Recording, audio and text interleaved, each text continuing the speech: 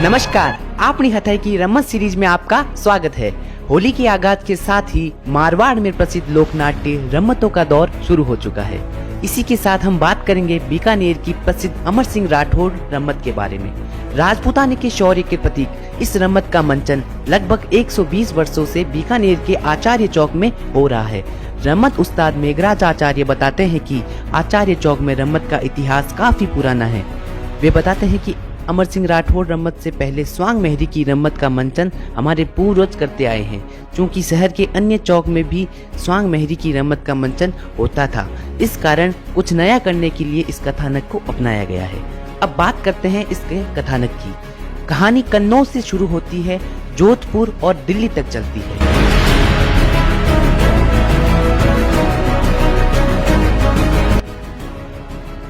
शाहजहां के दरबार के सेनापति, नागौर के राजा व कुंभलगढ़ के पूर्व राजकुमार रहे अमर सिंह राठौड़ की वीर गाथा का मंचन सदियों से बीकानेर के आचार्य चौक में हो रहा है। कन्नौज के राजा के 14 बेटे थे। वे अन्य राज्यों पर आक्रमण करते करते जोधपुर आकर बस गए। उसी समय बादशाह शाहजहां का राज रहता था। शाहजहां की सेना अमर सिंह के नेतृत्व में चारों ओर विजय प्राप्त करती है, तो शाहजहां प्रसन्न होकर अमर सिंह को नागौर की जागीर देते हैं।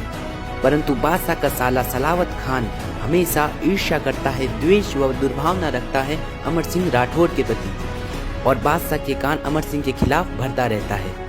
एक दिन सेनापति अमर सिंह शादी करने जाता है तो बादशाह से 7 दिन का अवकाश लेकर चला जाता है, परंतु कई दिनों तक वापस नहीं लौटता। तो सलावत खान मौका पाकर बादशाह के कान भरता है और कहता है, 7 दिन और सीख दी, 14 दिन बर्बाद किया। अमर सिंह की शादी रानी हाड़ी से होती है। उधर बादशाह जो अपने साले सलावत की बातों में आकर अमर सिंह को दंड देने की घोषणा कर देते हैं। अमर सिंह जब वापस बादशाह के दरबार में जाता है तो सलावत खान उसी दंड के भुगतान के लिए अमर सिंह को कहता है और दंड नहीं भरने तक जाने नहीं देने की बात करता है। तो अमर सिंह ने उसी वक्त अपनी तलवार से सलावत खान को मौत के घाट उतार देते हैं। ये घटना देख शाहजहां अचंभित हो गया और अमर सिंह को मारने का आदेश दे दिया जाता है। हालांकि बहादुर अमर सिंह ने अपना युद्ध कौशल दिखाया और उन सभी को मार डाला जिन्होंने उन पर आक्रमण किया था।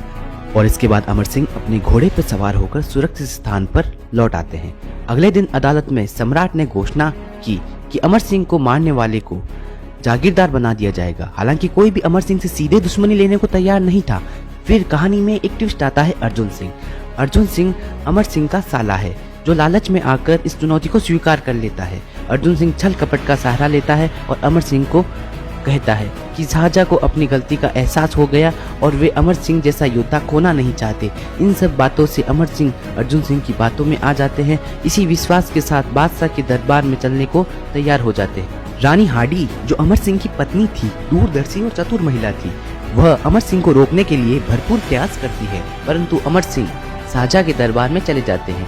वहां एक छोटा दरवाजा होता है, तो अर्जुन सिंह अमर सिंह को झुककर जाने को कहता है और पीछे से खंजर से अमर सिंह पर वार कर देते हैं। अमर सिंह वही वीर गति को प्राप्त हो जाते हैं। फिर शाहजहां अर्जुन सिंह को भी मार डालता है। अमर सिंह की मृत्यु की सूचना पर उनकी पत्नी बल्लू जी चंपावत और भतीजे राम सिंह के नेतृत्व में राजपूत सैनिकों ने किले पर हमला बोल दिया जाता है, परंतु राजपूतों की सेना ने तब तक उनका सामना किया जब तक अमर सिंह का मृत शरीर किले से दूर न ले जाया जाए। यद्यपि उन सभी राजपूत लड़ाकों ने अपना जीवन मृत्यु को समर्पित कर दिया, परंतु वे कभी भी मुगल सल्तनत के सामने झुके नहीं। बाद में किले का वह संकीर्ण दरवाजा अमर सिंह का दरवाजा नाम से जाना जाने लगा। आज आगरा के किले में आने वाले पर्यटकों के लिए मुख्य द्वार अमर सिंह द्वार के नाम से जाना जाता है। ऐसे ही रोचक किस्से सुनने के लिए बने रहे हमारे साथ।